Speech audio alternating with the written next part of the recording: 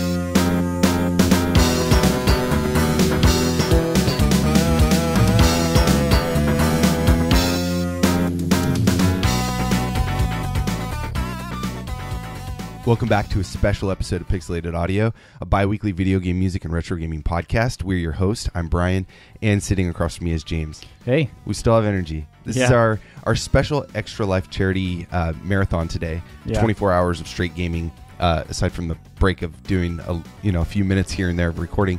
But it's a pretty grueling event, but it's super fun, and we're excited to do it. Yeah, right now we're only about 4 hours in. And so we've gotten some good gaming under our belts, but we still, like Bryan said, we have plenty of energy right now. Yeah, so we have a bunch of friends over here, and I think there's 10 of us, 12 of us? I think there's 11 total, Yeah, so what we decided to do is have our friends come on and maybe say a few things, pick a track from a game that they're playing, and maybe talk about it a little bit, and just have fun. Today is there's no rules, there's no really outline. We're just kind of winging it here. Yeah, so it's kind of a expansion pack style, but a lot looser and mellow. Like I said, we're going to be zombies towards the end of the night here. So and we got some of our friends also Skyping with us. So this is going to be rad. Anyways, the track that you just heard was a track. So I started playing this. I randomly found it. I was playing on Amiga. It's called Paragliding Simulation. And if you know me, like I'm actually a paragliding pilot, like in my free time. That's what I like to do. And so I saw this and I was like, what? There's a paragliding game? I never see this anywhere. So I tried it, and it's actually pretty fun. There's like little thermals you can ride and stuff. Yeah, I mean, as soon as it popped on, I was like, oh man, Bryan is totally going to love this game, even if it's terrible. But like, as you heard, like the music is really rad. Like there was actually a couple different tracks that he was in between playing when he picked that one, and I was just like, wow, this is cool. It does look really cool. I've seen him do paragliding and for my birthday, I think my 30th birthday. Yeah, you gave me a lesson, so I like got to go paragliding. It's really cool. So a tandem flight, that was fun. Yeah, seeing it was just like, oh man, this actually looks pretty legit. If someone was into paragliding, would actually like it. So yeah, the song was composed by Frédéric Motte. And I don't know much about him. He has a bunch of other titles, Amiga titles under his belt. But this was just a cool track. I liked it a lot. We have a few more games to get into, so we're going to take a quick break here, and we'll be back with our next track. All right, we're back from our first break with our longtime friend and longtime Extra Lifer. You want to introduce yourself? Yeah, my name is Dusty. Yeah, I've known Dusty since I was a little guy. Yeah, so little guy. Two. Yeah. 2 years. Pretty long time. Yeah. So, we've been doing Extra Life now for 5 years, and you've been doing it 5 years consistently with us. So it's like really cool. One of the original Extra Life crew. Yeah. Yeah. So we asked Dusty to pick a track, and it's a pretty good one. What do you got for us? I picked Cosmo Canyon from Final Fantasy VII. All right, let's play that. We'll be right back.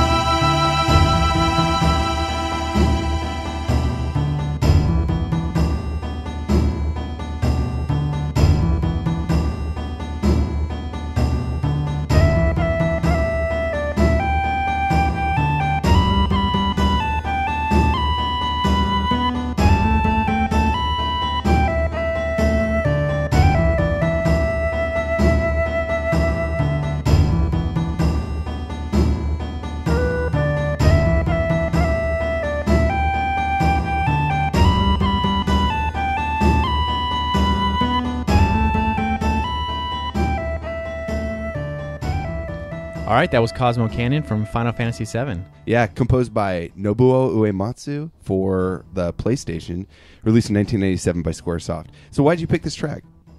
I love Final Fantasy VII. All right, good explanation. It's probably one of the most emotional games I've ever played. Right. And at that point in the game, you're just on the outskirts, introduced to Red's family, and it's just kind of like a sanctuary. Right. And the song kind of rebuilds you and just pumps you up. Right. And gives you hope almost. Yeah. No, this is a really cool track. It's got a very tribal feel. Yeah. I dig it. You know, red and then the sunset, and it's just got this really kind of dusty town vibe. Yeah. And so no, it's just a really cool track, and I'm glad you picked that. That's our first time playing a Final Fantasy VII. Yeah. I mean, that's a big track. Final Fantasy VII is just known for gorgeous music, and I mean, there's a reason why it's a staple in video game music. Right. Anyways, so what are you playing today at Extra Life? Like 6 hours in now. Yeah. So far, the first 6 hours, I played Black Ops 3. Which just came out recently, so. I know. I admit it's a waste of time, but hey, if you're enjoying it, it's not a waste of time, right? Yeah. I know. What else you got planned? So I think Kirby Rainbow Curse. That's nice. next. I was thinking about popping on that a little bit too. That's on my list too. Yeah, so we're gonna be playing some retro games as well. I think. Are you gonna go back to any virtual console games or anything like that? Card games. I want to play some Gwent. I'm gonna teach you Gwent. Gwent from Witcher 3 today. Okay, I'm nice. Gonna be playing some Gwent. Looking forward to that. Yeah, check it out. Anyways. I guess it's back to gaming. We're going to take another break, and we'll be back, and we'll be slightly more tired. Yeah. All right. Sounds good.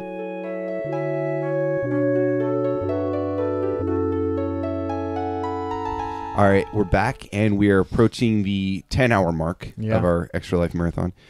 Joining us now is Swendu, and you were on our Locks Quest episode. Yep. Thank you for having me back and doing Extra Life this year. Yeah, it's awesome. Like, this is your 5th year in a row doing it as well. 5th year. And another OG. Yeah. So, oh man, what are you playing right now? Right now, I switched to Rocket League. Awesome. Yeah. But what have you been playing most of the night? So, started out with Black Ops 3, went to Eco for a little bit. And then Rocket League.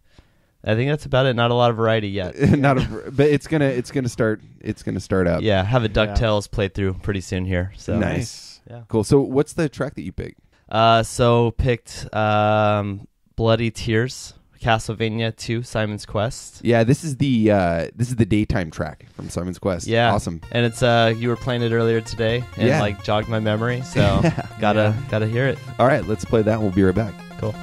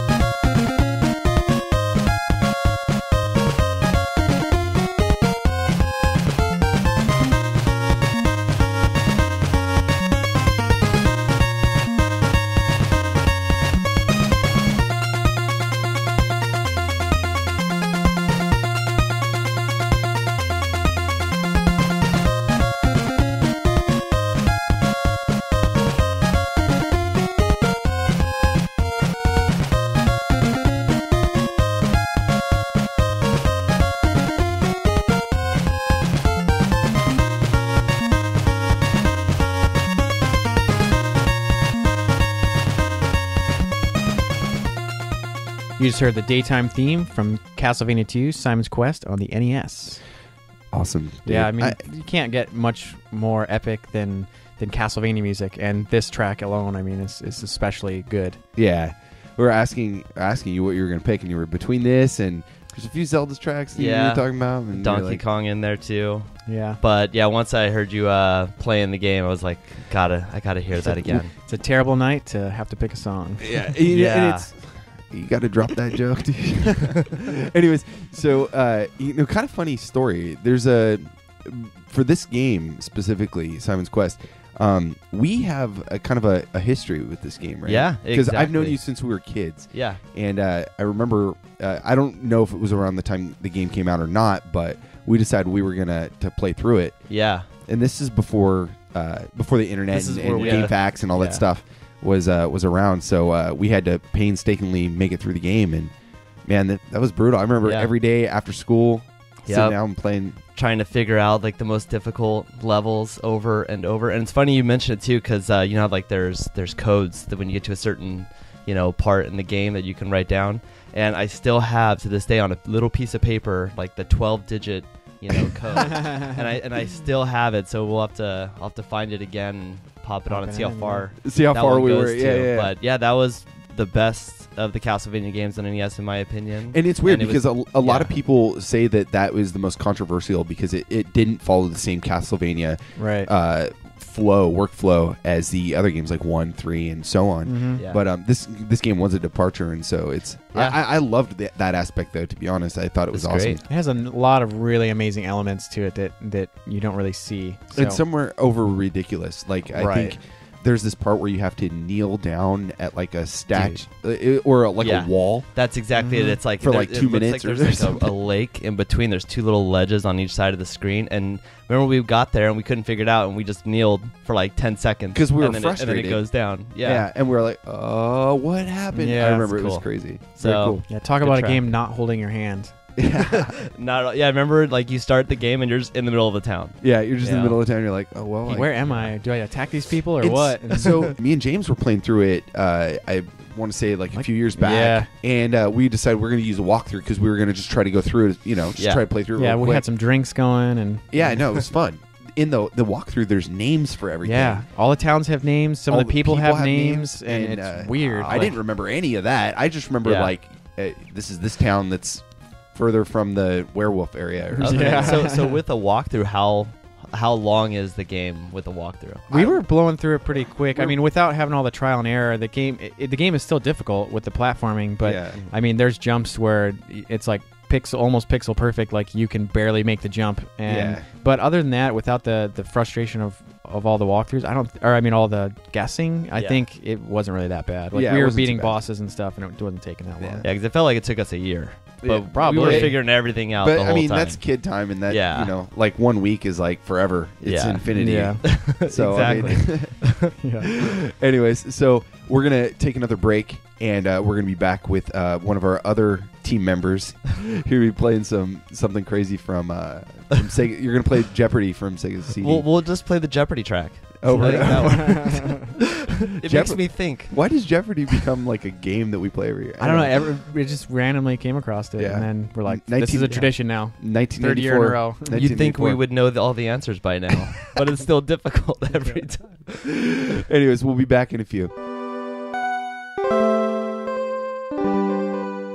All right, we're back, and we're about 16 hours into the event now. So, and 16. We're here. Yeah. Oh, I can't believe it. I mean, we haven't even had that many people on yet, but it's going to really ramp up. I think as everybody gets more delirious, it's going to be Well, I think as the night goes on, too, people are a litlittle bit more ready to hop away from their game and take a break and maybe come do a little talking instead of playing. So we're here with our next guest. You want to introduce yourself? Yeah, I'm Pete. Yeah, how's it going?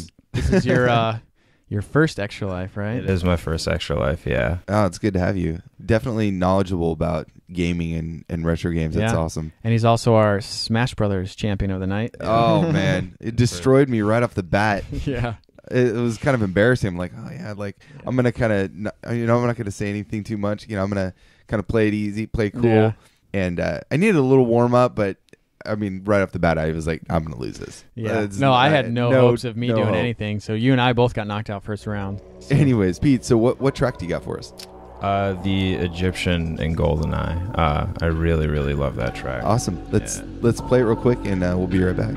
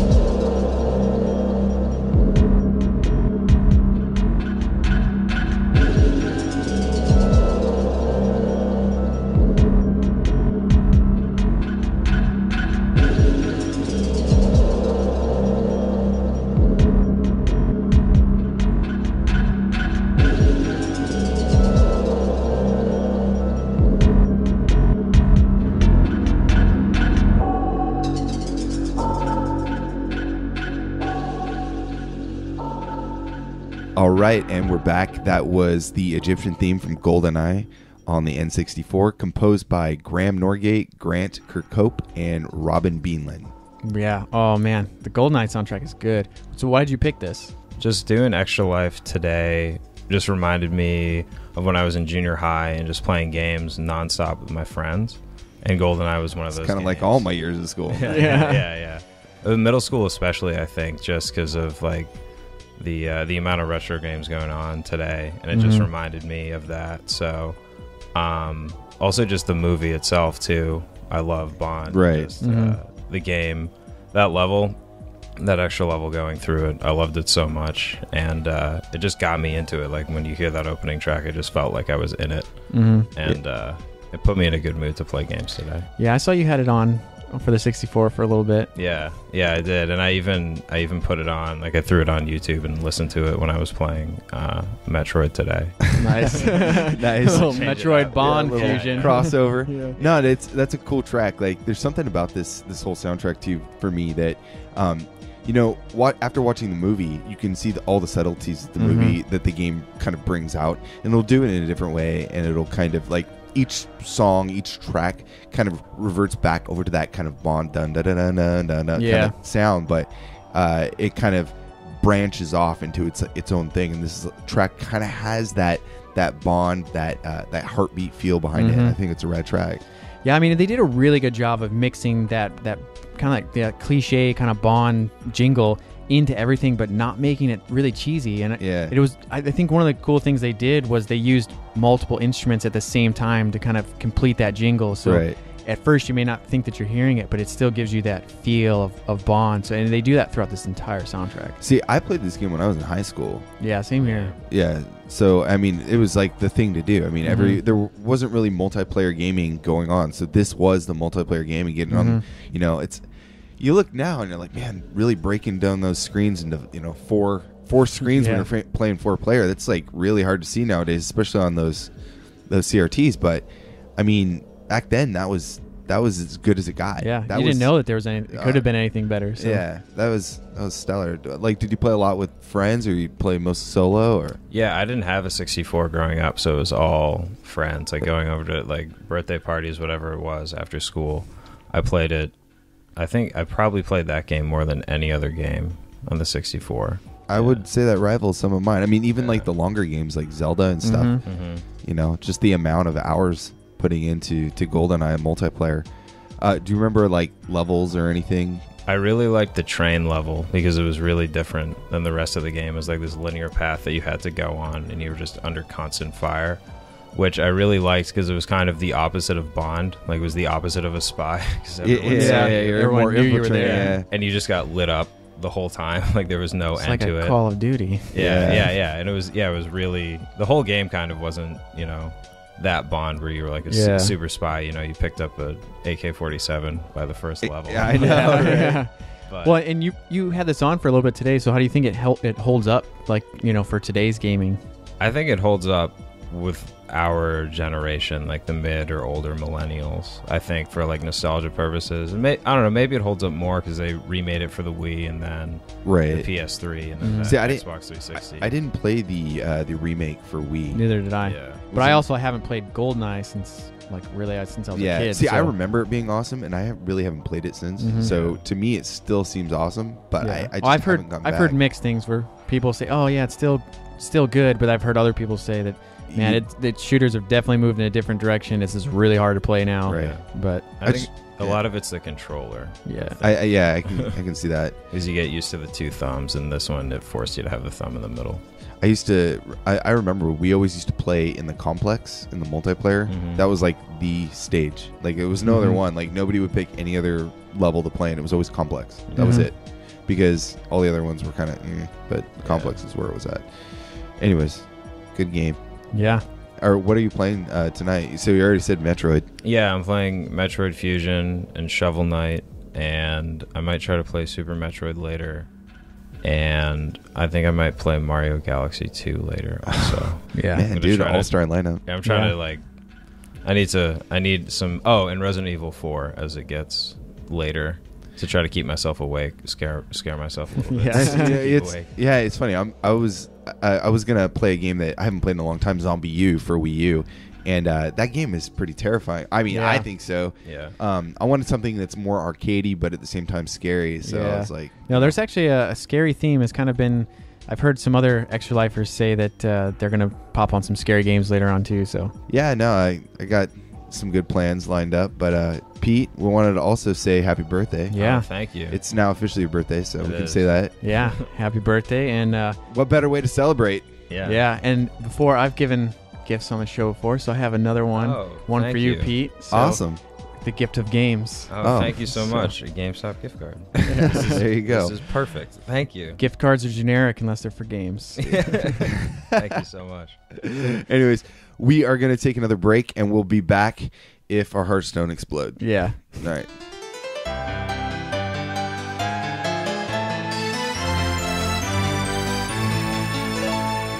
All right, we're back after a hour or two break? Yeah, I think about 2 hours. So we got about 5.5 hours left. Yeah. Now joining us is Kevster, who you might remember from an expansion pack. Was it expansion pack 8? Yeah, something like that. Not too long ago. Yeah. How's it going, man? Yeah, good morning, everyone. I'm a little tired, but hanging in there. It's almost 4 o'clock. Yeah. In the morning. Feeling it. Yeah. So, I think the podcast, so I'm just going to go ahead and say it now, but I think the podcast is progressively going to be more unbearable to listen to as the night goes on. Well, and that's one of the things that I was interested about this episode is like hearing like us being like, oh yeah, cool, let's just start it, and then it's like, oh man, like, right now I still got some, I don't know, maybe it was like juice. Maybe it was that coffee that kicked in or something. I mean, listening to this music, headphones on, just focusing on the music, just always gets us pumped. Yeah, Kev. So what are you playing for us today? I'm playing a song by from the Katamari Damacy. Rock game. on. Yeah, it's called Moon and the Prince. Awesome. Let's check that out.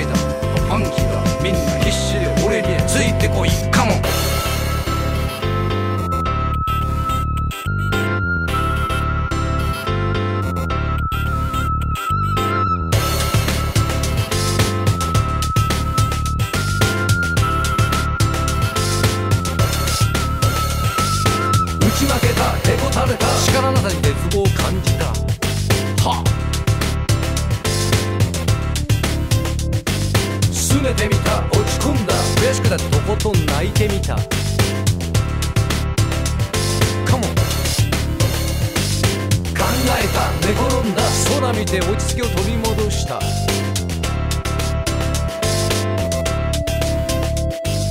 眺めてた目に入れた空に浮かぶ月が眩しかった。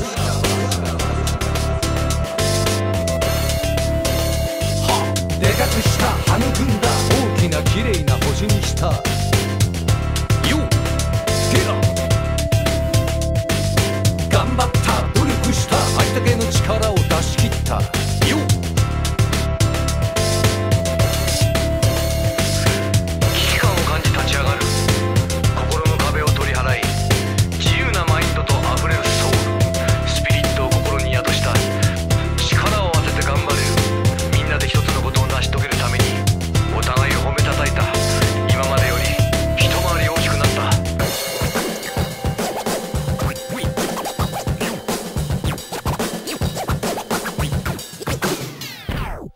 ネガティブな話題を口にするな。辛くても進むことをやめるんじゃない。ピースなバイブレーションでアークを描きこのアースに負けないオブジェを作れ。チゲだファンキーだみんな黙って俺についてこい。イェチゲだファンキーだみんな必死で俺についてこい。カモンチゲだファンキーだみんな黙って俺についてこい。イェチゲだファンキーだみんな必死で俺についてこい。カモンチゲだファンキーだみんな黙って俺についてこい。イェチゲだファンキーだみんな必死で俺についてこい。カモンチゲだファンキーだみんな黙って俺についてこい。イェチゲだファンキーだみんな必死で俺についてこい。カモン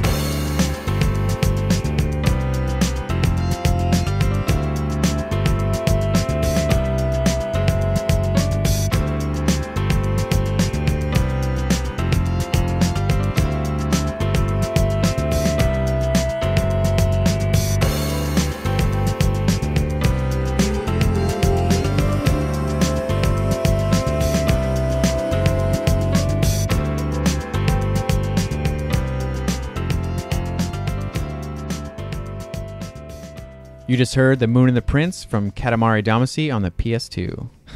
Awesome. Yeah. Love that track. The whole soundtrack is so good. That track in particular was composed by Akitaka Toyama. Yeah, and we don't really get much of a chance to credit singers on the show. Right. So for this song, we have Kenji Ninuma singing those awesome lyrics. That's funny. Like, I know you guys don't speak Japanese, but there's some really funny lines in there. It's kind of generic. It's kind of like a little hip hop thing, but there's a part in there where he says "Mina damatte ore ni tsuite koi," which is like everybody shut up, follow me. Nice. And he just kind of says it over and over, and so I just started laughing because it's just like it's funny how he's saying it, because he's the song kind of has like from the beginning kind of has like a serious like hardcore rap feel. I mean, that's the picture I get when he's singing it. Yeah. But then like the lyrics are so goofy and so all over the place, and it kind of resembles the game. Oh, I think, in that sense. This game is so funny, fun. Like I remember when I first came across it, it was just like, this is hilarious, and it's just so weird and bizarre, but it's so addicting. Right. Yeah, it's a really silly game, and the song just you bop your head to it, and I think Japanese lyrics are just gorgeous. So, and whether it's a man or a woman. So why did you pick this specific track? Well, I listened to the entire soundtrack, and this is the one that I continued to listen to just multiple times. It just stuck with me. It's cool. It's really catchy, and I just really like it. Yeah, I had it playing in the office one day, and Kevin was like, "What's this?" And I was like, "Oh, it's this awesome game." I caught wind of it, and it stuck. Yeah, it stuck. Yeah. This is a weird one too, because there's a lot of games that I was living in Japan when this came out, and I remember seeing it on shelves, and I was thinking to myself, there's no way in hell this is ever gonna make it to U.S. shores. Right. And so I was like, wow, this is a crazy game. It's done by Namco, and it came out 2004, and I was like, yeah, it's never gonna get. I mean, maybe there's not much localization that needs to take place, but it's just too far fetched from what I think the Western audience is. Oh, it's super bizarre and weird. So I was thinking like, it's never gonna make it, whatever. And sure enough, when I came back, I saw it on shelves, and I was like, wow, that made it here? Wow, well, and this is kidding. Like they've done what, like 4 Katamari games? Yeah. I mean, they got 2 PS2s, PS3, and like a Vita Right. The Touch My Katamari. The game has got such like funny sense of humor, and it's just so many weird things and bizarre things are said, and it just makes you laugh. And it like I said, it's a really addicting game. So if you've never played it, try it out. Yeah, absolutely. Yeah, definitely check it out. The soundtrack was also released for this. It was Katamari Fortissimo Damacy, I think. Yeah. And it's a great soundtrack. I mean, pick it up. I think you can still find that relatively easy. Yeah. It might be on the iTunes store and stuff like that as well. I don't know. I'd have to check on that, but definitely on like different, maybe even on Amazon. I'm not sure. I have to look. Kevster, what are you playing tonight? I'm playing on my PS3 tonight. Currently Uncharted 3. Trying to wrap that up. Nice. Not bad. I know you were playing some Catherine earlier, too. Yeah, I was trying to get through that, but my brain is so fried and the puzzles are just getting harder and harder. It's a brutal game anyway. Yeah. I think Dusty, who was on the show a little while ago, he played Catherine 2 extra lives ago, or was it 3?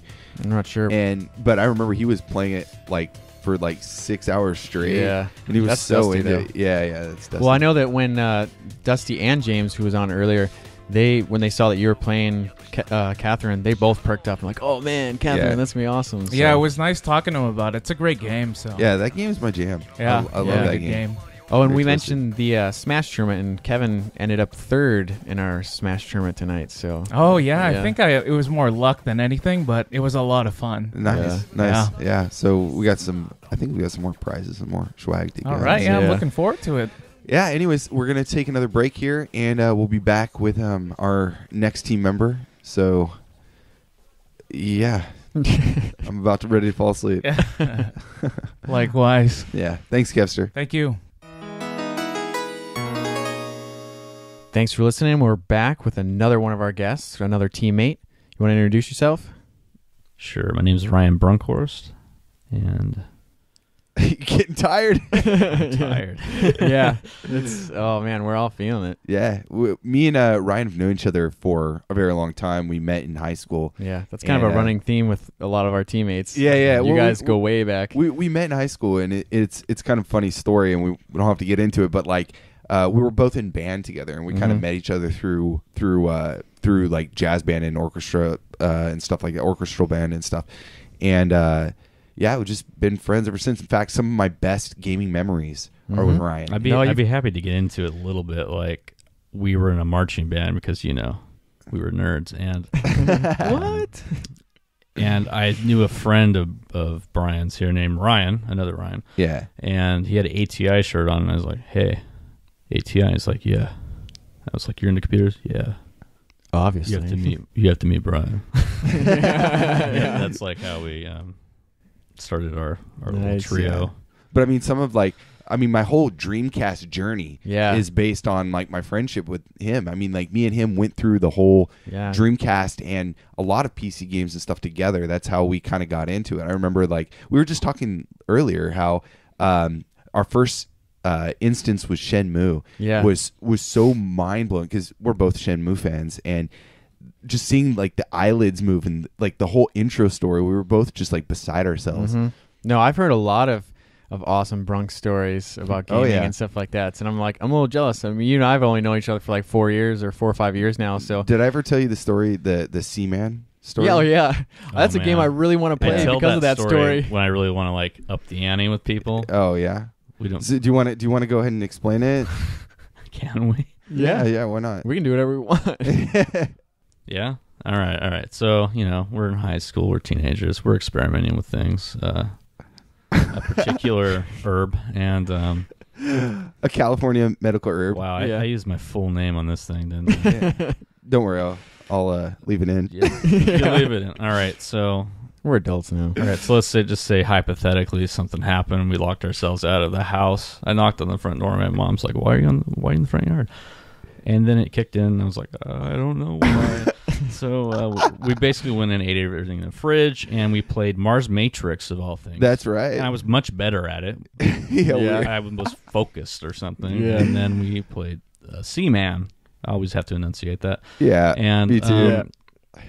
The fish talks back to you, and he's got a human face. The fish had Leonard Nimoy's voice, right? He sure did. Yeah, so it freaked me out, and I was like, It's hilarious. In fact, I said, you know what, this experience was so fun, I can't do it again because it'll ruin my life. Like, this is too much fun. Well, I mean, just from the screenshots I've seen of this game, it's like, did I just take something and not realize it? Like, it's really bizarre, but it looks so much fun. It's a weird game. Dreamcast in general just had all these quirky little titles, like Planet Phantasy Star Online. I mean, it was really innovative. Typing of the Dead. Yeah. You know, like a micro. I have so many like attachments for the Dreamcast. I'm like, where do I store these things? You know? Yeah. I have trouble. Like, where am I going to keep these maracas? Yeah. Well, and don't even get me started on Donkey Konga. But yeah. So yeah, we had a lot of fun experiences with games back in those days. Yeah. So what is the track that you're playing? I almost said the other one. I figured Secret of Monkey Island would be a fun track to listen to and talk about a little bit. I have some thoughts on it and how I kind of emotionally connect to it, as well as just it's a cool theme. I mean, who can not like this music? Oh yeah, right. Well, let's get into the track and we'll be right back. Okay.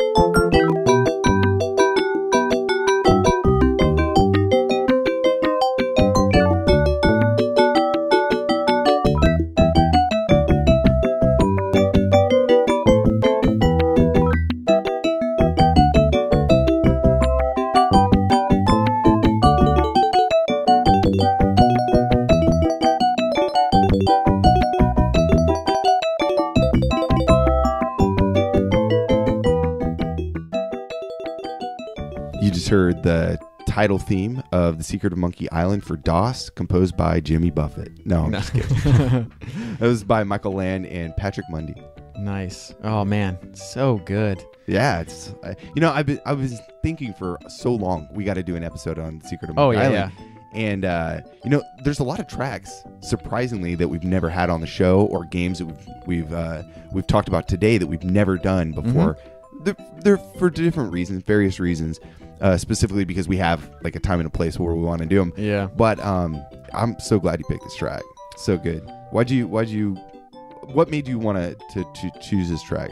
Well, I was thinking of like, there's a lot of video game music I really enjoy. Tonight, obviously, we're staying awake for 24 hours, so I couldn't really go through the catalog and pick the perfect one. But this is one of my favorites, if not my favorite.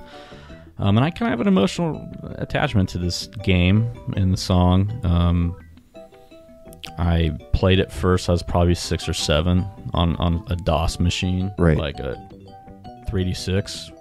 Sounds about right. 15 megahertz or something, 1 mega RAM. I mean, like a really old machine, right? But it was, gosh, I spent hours on this thing. When you're a kid, you can just immerse yourself into the story of a game, and I have trouble doing that today. Yeah, no, I agree. I think now that we're older too, it's hard to really immerse yourself and really get into a specific title and just kind of absorb it over a month's time. Well, and I think part of it too is just the way they tell stories now. Like, they tell you everything you need to know, and I feel like with these older games, especially like these adventure games, like there is so much exploration. It's like reading a book. You have to imagine a lot of it, and you actually dive into this world a lot more. Where now it's like they tell you everything they want you to know and tell you where to go and who's who and who's the good guy, bad guy.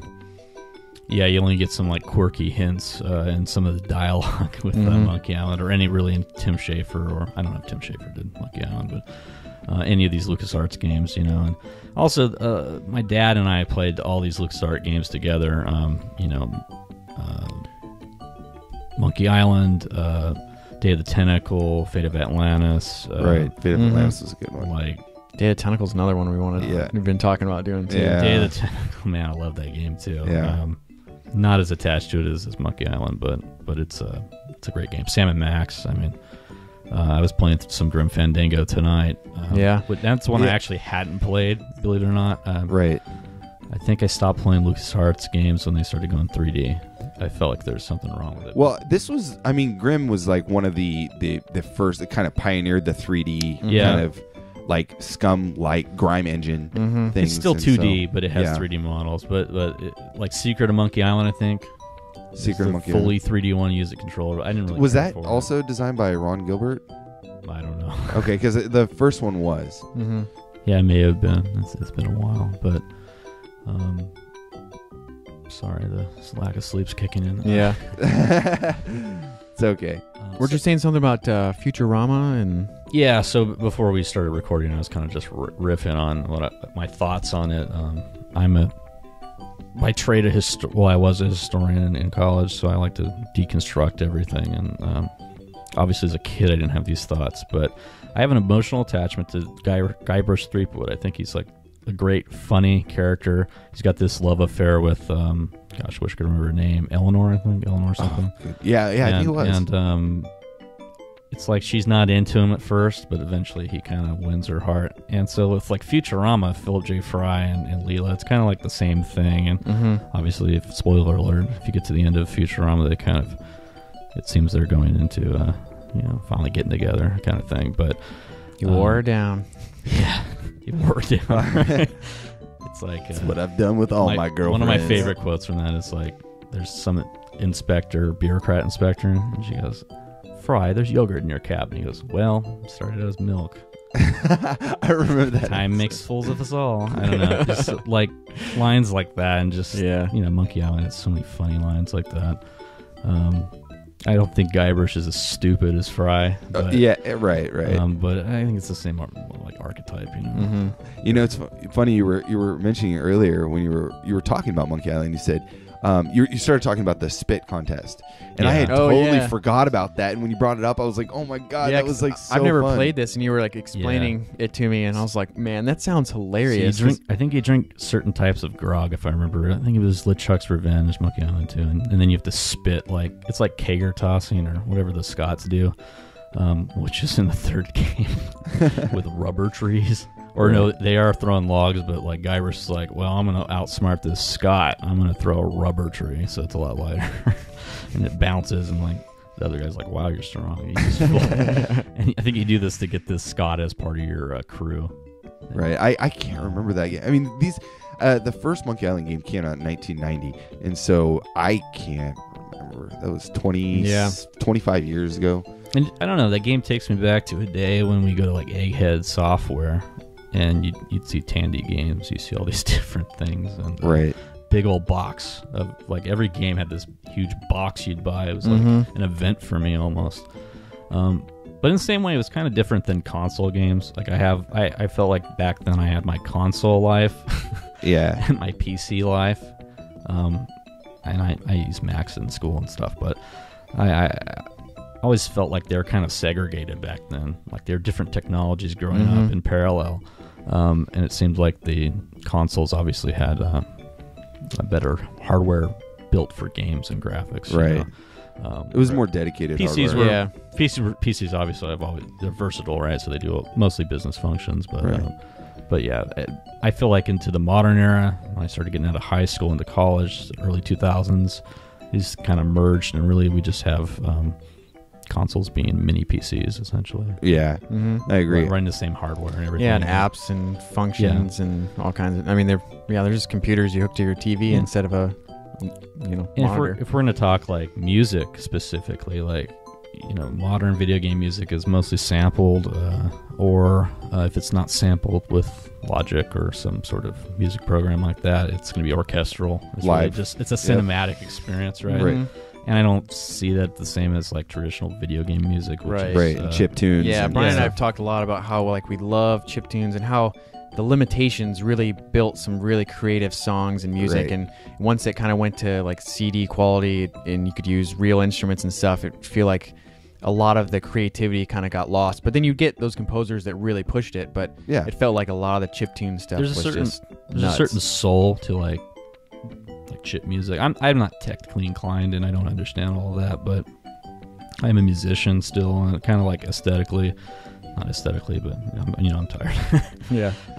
Just the way it sounds, it reverberates differently in my head when I've got a pair of cans or headphones on, and I'm listening to old school 8-bit or 16-bit music. I'm just like, wow, it's a totally different experience, and it could kind of transport you if it's nostalgic. Yeah, nostalgia is powerful. And nostalgia is powerful in any sort of media. Stories we keep telling over and over and over, like Star Wars 7, right? There you go. It's the American Odyssey or the American Iliad. I guess it's, I don't know, not a complete analogy, but it's our epic, right? It's the American epic. So it's kind of fun to see, like, the ancients had the Homeric cycle. We're going to have the Star Wars cycle. So we'll have like Star Wars movies for the next 200 years. Nice. I guess if America's still around. But, right. If America's still around. So anyway, I think that was a tangent, but no, that was awesome. And like probably in the next hour, we're going to be twice as slow. Yeah. And twice as tangent-y. Yeah. Tangent-y. Awesome. Hey, thanks Ryan for being on. Let's go game it up a little more. All right, sounds good. All right, we're back, and we have another guest. This time it's not one of our team members, and someone that's got a little bit of sleep. You want to introduce yourself? Sure. Hi, guys. I'm Ed. I'm from the other video game music podcast, Pixel Tunes Radio. You guys probably heard Bryan and James talk about us a little bit. Yeah, we mentioned you guys. And I'm very happy to be here. I did get some sleep last night, so I'm probably a little more coherent than you guys out on the West Coast. So jealous. It's hurting now. It's like kind of painful. Oh, but we were talking. I was saying, we're getting all these people on the show to, play a track, and I was fun, real loose, and like just fun kind of party style. Right. Episode. And so I was like, hey Ed, would you come on for just like a few minute chat and play a track on the show, and here you are. Here I am. Awesome. So I've heard you guys haven't played any Tim Follin stuff yet, and that kind of hurts me a little bit. We're not done yet. We still got like 3 or 4 people, so it could have happened.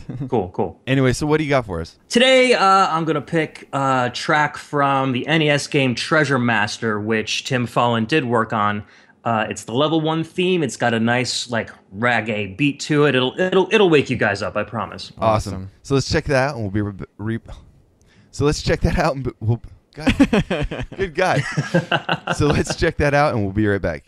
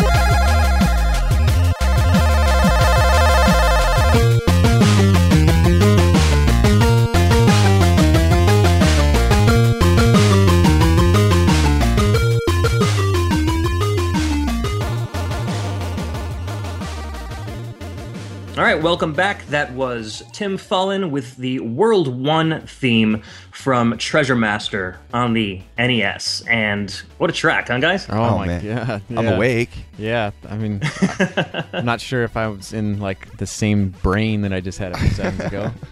The bass and Yeah. oh, it kind of went with my heartbeat. It's kind of like a little palpitation, and I think it's about ready to pop.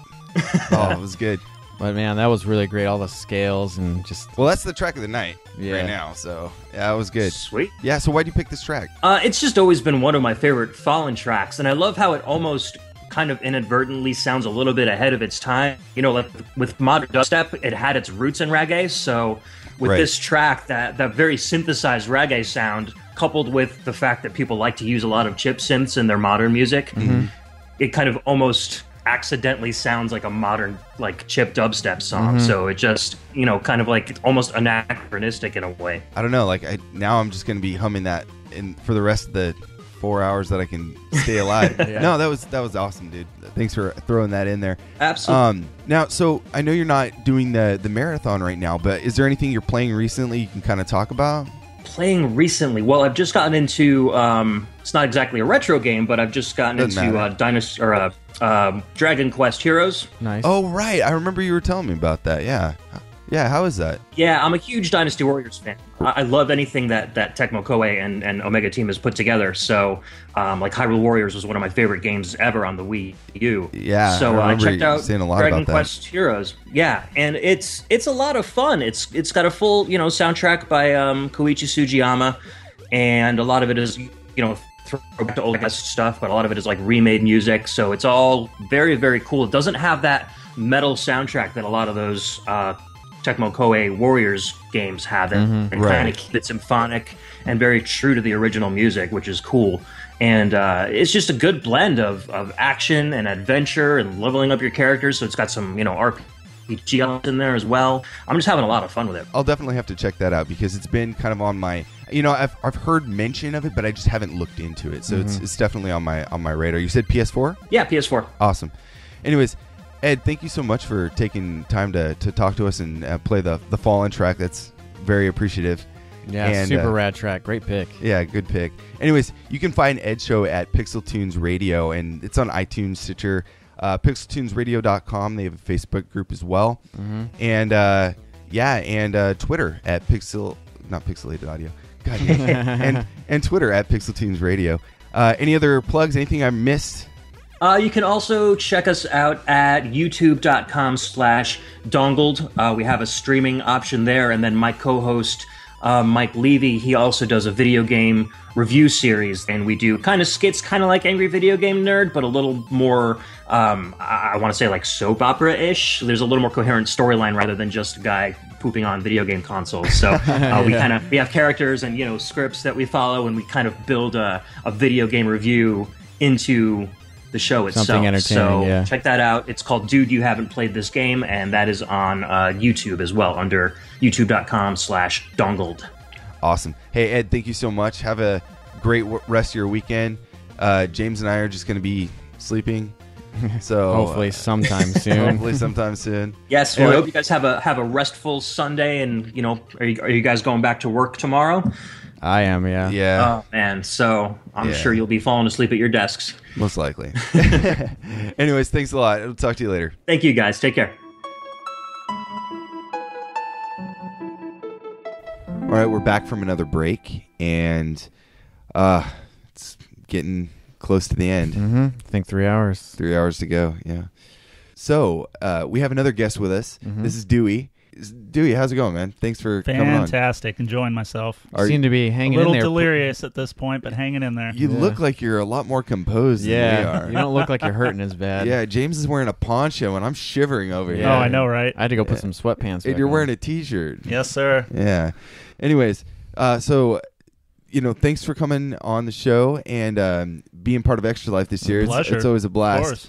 Yeah, and what game do you want to play a track from today? From Journey from PlayStation. Awesome. And the track that you gave me is The Road of Trials. So let's play that and we'll be right back.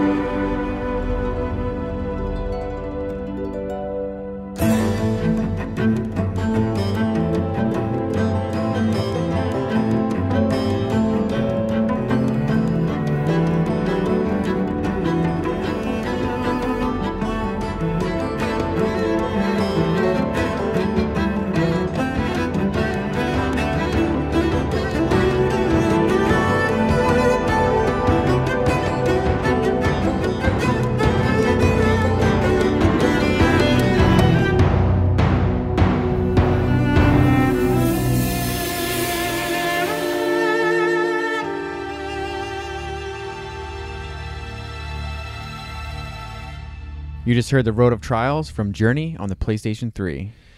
Yeah, that was beautiful. Yeah, pretty awesome track. It's a great soundtrack. It's a great soundtrack, but I don't know if I could listen to that soundtrack anymore. Well, only because it's gonna put me to sleep. Yeah, it's so beautiful it's and so good. melodic.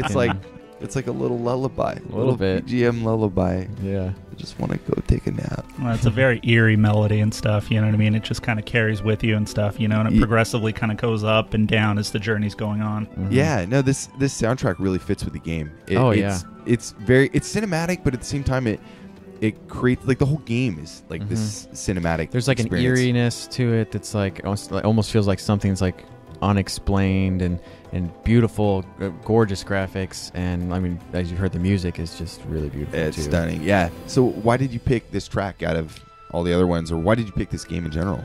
I enjoyed this game because there's no dialogue whatsoever. And yet, you know what I mean, the music just carries you through the story. It's almost like the music is actually telling the story itself, along with the way you're playing. Not to mention the co-op play. You know, you can't speak to the other people, you know what I mean, and you're there and you're trying to, you know, complete these objectives, working together and stuff, you know what I mean, and it really kind of pulls you out of that usual dynamic that you're so used to with a lot of games. That's what made this, I think, such a masterpiece in a sense, because really it does kind of break the barrier of what we know for like multiplayer and cooperative play, and even instructional play. Like there is no instruction. You just kind of doing everything organically on your own, and you have to figure it out. And I think that's what makes the experience so memorable. And excellent game. It's interesting to see a game that that doesn't have any voice actors, doesn't have any text either. Dialogue, it's like, because you would think, okay, there's no voices, so there's going to be like on screen like dialogue. It's like, no, it's just the game. Like you just go at it and you see what this journey takes you on. So it's really cool. Yeah, the ambiguity and the voiceless characters and the even kind of nameless environments all kind of work together. Pretty sweet game. How long did this take you to beat? Because everybody's a little bit different, and it really depends on who you play with too. This time around took me a little over 4 hours. I played it before on the PlayStation 3. Right, that's how I played it. Yeah, you know what I mean? And so, like, you know, I did a little bit quicker at that time and stuff, you know what I mean? But this one, I was kind of stretching it out, you know, watching everybody else play at the same time and stuff, you know, so I was taking my time on this one. Yeah, I had a really good memory. Like, I made this bond with somebody. Like, when I first played this game, it was my first, I just downloaded it, and I hadn't been playing for more than like a few minutes, and somebody joined in. They were running all over the place, and I didn't know what to do. And this is in like kind of that really like dry area with the tall like kind of plateaued rocks, and they were kind of skipping around, like kind of gracefully skipping around, and like so I tried to copy them, and then they led me through the rest of the game. They walked me through the whole game. That like I was with them the whole way through, like every step of the way. For like 2.5 hours, I think it took, and one sitting, and at the end, I was kind of sad because I was like, I don't know who this person is, but like I have like this bond with them. Too. Yeah, it was pretty rad. Yeah, I mean, this game's been sitting on my system to play for a couple of years now, and I just haven't gotten to it. I mean, I've been wanting to, and it just hasn't gotten up. But on you my have list played yet. a little bit of it, right? Oh yeah, I've seen it. I played a little bit. I popped it on for a little bit, but I mean, I've heard the soundtrack over and over, right? And I've seen a few of the different levels, what they look like and stuff. So. Awesome. I'm excited. I just haven't got to it, but seeing you pop it on tonight, I was like, oh man. And it's there for a rainy day. Next time you're sick, you call in sick to work or something like that, you just pop it on. So what are you playing tonight? Or today? Well, I did some online gaming with World of Warcraft, but then I also played Shadows of Mordor. I finished that one, completed it. Nice. And Journey as well. I'm going to probably maybe finish off the run with some Mega Man, I'm thinking. Nice. I like it. Good way to end. That old yes, sir. school. And then also the upbeat tempo of it's gonna jazz you up the rest of the night. That's awesome because we need a little bit more action. That's what I'm thinking too. Yeah. But we are gonna get our Jeopardy game on soon. Yeah. Our Sega CD 1994 Jeopardy tournament. Anyways, thanks Dewey for coming on and talking with us and sharing your track. Thank you guys. Yeah, no, it's a pleasure. It's great. Anyways, we will be back shortly. We're back. Yeah. All right, we are in the final stretch, and we have our last teammate who had a track for us. The others just didn't know what to pick, so we didn't want to pick for him. Yeah, I mean, and we've had a lot of the team on. Yeah, a lot of people on tonight, and we still haven't slept, and we're like right at the end. Yeah, right at the end. It's like the final countdown. And anyways, joining us. Why don't you go ahead and introduce yourself? My name's Josh. I was invited here by the Bronc, Ryan. I guess you guys interviewed him. Yeah. We talked to him. We talked a little bit ago. Yeah, I don't know how long ago that was now. It was a couple people ago, I think. Yeah, probably seems like ages at this point. Yeah. Who was the last one we talked to? No, I think we talked to Ed after him. Oh yeah, maybe you're right. I don't know. I actually don't even remember now. But yeah, so this is your first Extra Life, right? Yes, it is. Never participated. I only heard about it last year when Bronc told me when he came back. Nice. Awesome. How'd you like it? I thought it was pretty fun. I mean, that last stretch is kind of grueling, but I mean, it's for a good cause. So I mean, you put up with it. Yeah, nice. So hey, we asked you to pick a track. What track are you going with today? Well, I'm gonna go with the opening cinematic, The Legacy of Kain, Soul Reaver. Don't know the title of it, but that's where it falls. Nice. Yeah, that's an amazing cutscene. Very cool. Let's listen to that, and we'll be right back.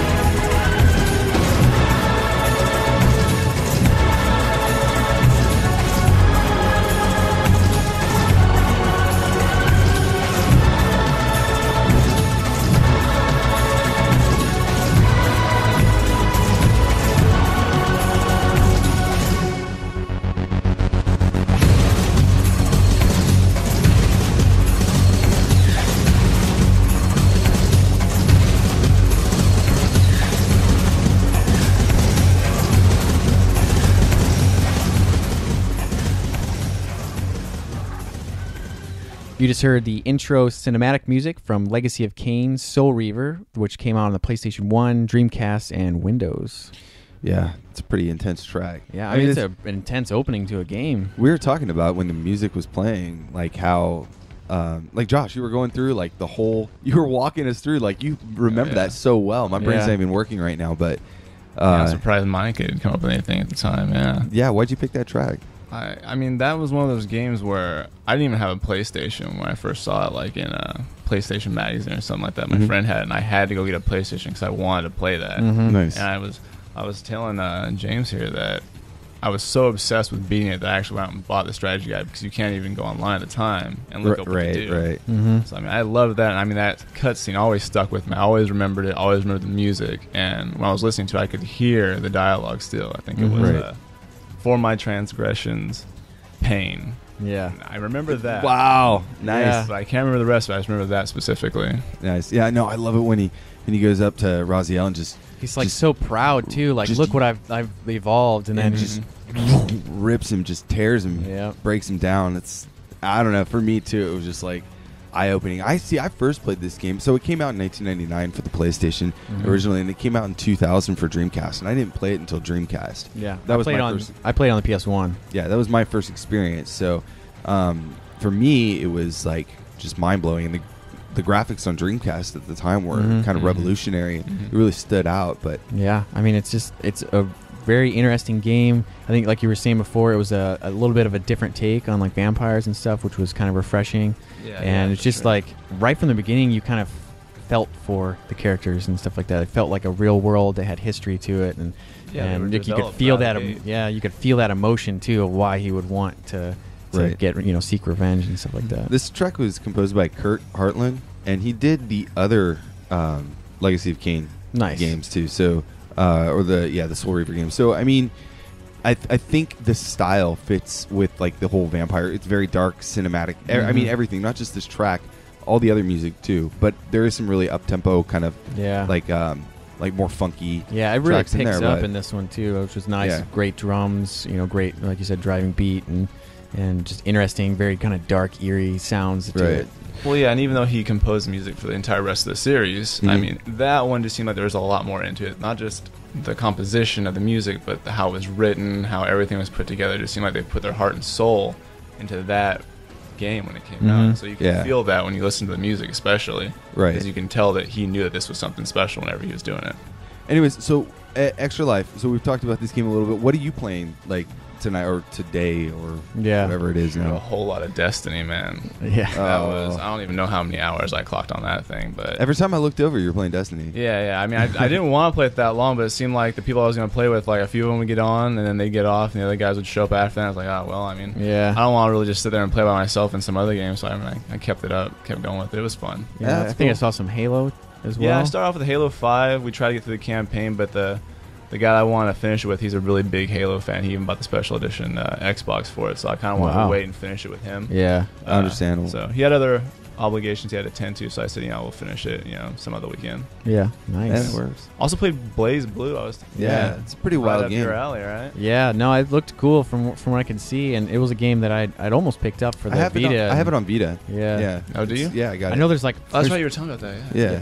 Yeah, so cool, I mean, it looked really cool. A lot of really cool character design, interesting look to the game. Yeah, very different storyline too. I mean, it's one of those ones where you usually have to go look some stuff up afterwards because it kind of doubles back with the whole play on timeline and alternate realities and stuff like that. Nice. Anyways, I'm about ready to pass out. Yeah, so we got one more track after this, but we'll let Josh get back to it. And hey, Josh. Thanks a lot for coming down for Extra Life this year, and it was great having you. Thanks for having me. Thanks for hosting it. Yeah, no problem. Thanks for letting me get in on this thing, man. It was a really cool time. I hope to do it again. Yeah, hope to see you next year. Yeah, definitely. Yeah, like we'll be a year older, so we'll have to take more like pee breaks or something. Yeah, but I think Dusty.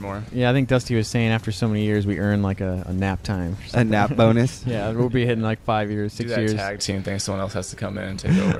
Yeah, like a marathon. There you go. That's what most people actually think it is when they ask me what's going on. It's like, oh, so you guys take turns, and it's like somebody goes and sleeps. It's like no, like everyone plays the whole time. No. Oh man.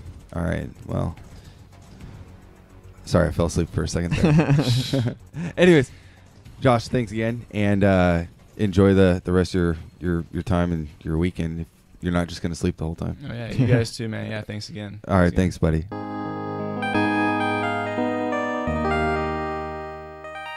All right, we made it. Extra Life is over. Extra Life is over.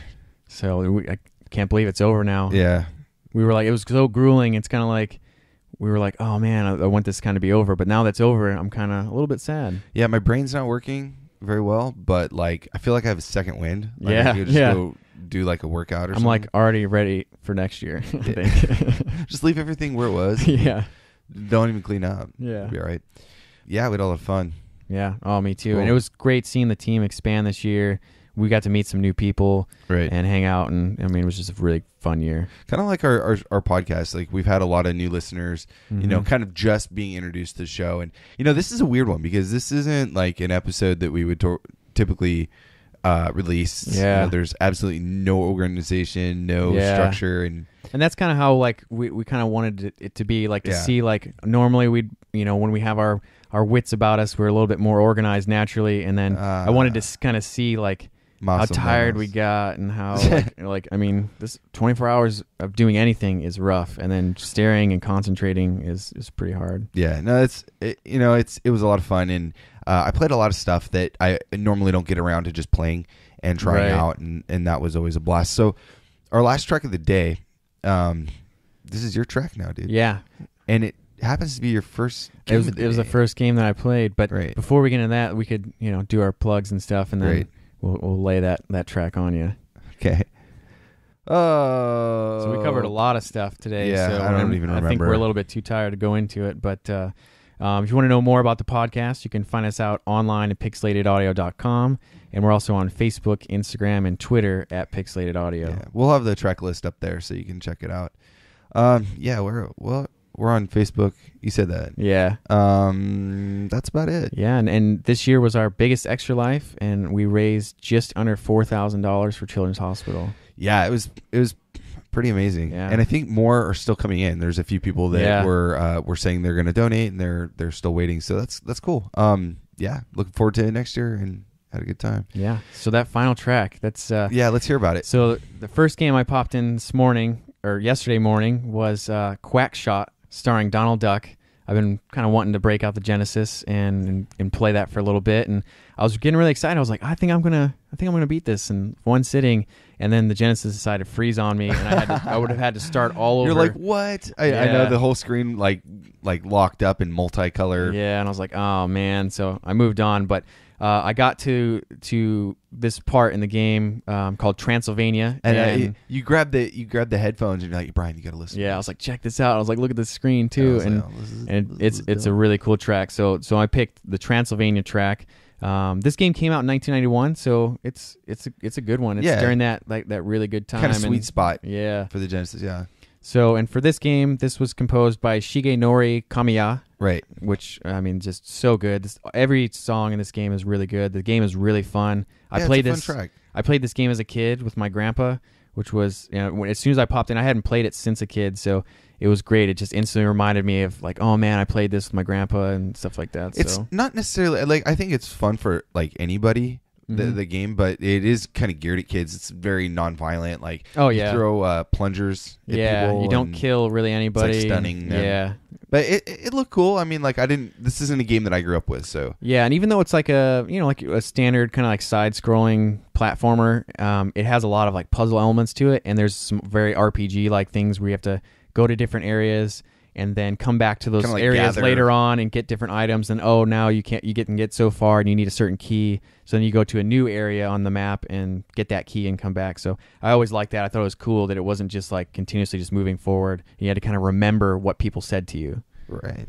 No, it's got to be honest. I haven't played it. Like I know of the game. I just never played it. So I'll have to give it a shot as well. It looked like you were having fun though. Oh, I had a blast. Yeah. I had a blast playing this game. Kind of had an eclectic mix today. We had some pretty well-known tracks and some not so well-known. I came in with a paragliding track. Didn't know that was even going to happen. Oh, yeah, and we asked kind of everyone what they played. So what did you end up playing a little bit, if you can remember some of the games you played tonight? Man. Okay, so Well, I decided I was going to go through Contra for NES. Yeah. Just because I do that every year. It's like, I think I can beat it in under 20 minutes. Yeah. And so I did that. I played a lot of Amiga games, Alien Breed, and man, it's that's how you found that paragliding simulator, which you picked your track from, right? Which was really cool. And then I did some MSX, and I played some Wii U. I played some Splatoon, which is really fun. I saw you play a few other games I played here and there. Yeah. I played some on the Vita. I played. You hopped on some Persona 4 Dancing All Night. Yeah, I did. Showed me how to do it. I was like, "This is hard." And you're like, my first time playing that it. bad. That was fun. How about you? What'd you play? So, like I said, started out with some QuackShot. Got on the 64 and did some Beetle Adventure Racing. Good soundtrack. I love that game. I started up some Freedom Wars on the Vita. Right. But I played that on the PlayStation TV. Right. We did some Monster Hunter too. Yeah, we did some Monster Hunter 4 on the 3DSs, which, I mean, you and I love. And we were like 70 hours into the game. Yeah, it's a good one. And like Persona 4, all Dancing All Night, and Smash Brothers tournament. We were involved in that, but I think we were both out first round. So. Yeah. So, yeah, I mean, there was just a lot of other small games here and there we pick up and play for a while. And the big one was that Sega CD Jeopardy. We played several rounds. We did play that, and we got stumped this year. Yeah, it was pretty bad, but it was fun. The previous years we've done pretty well. We've done like a 50-50 almost on it. We've almost this year we got 50%. like 5% of the questions we were able to answer or something. Yeah, maybe. But it was fun. Yeah, it was fun. Of course, we were at the very end of the event too, so maybe our brains were it was like they were working 20 hours in or something. Yeah. So without further ado, the track taking us out is going to be Transylvania from QuackShot, starring Donald Duck. We've had a lot of fun, and we hope to see you in a couple weeks.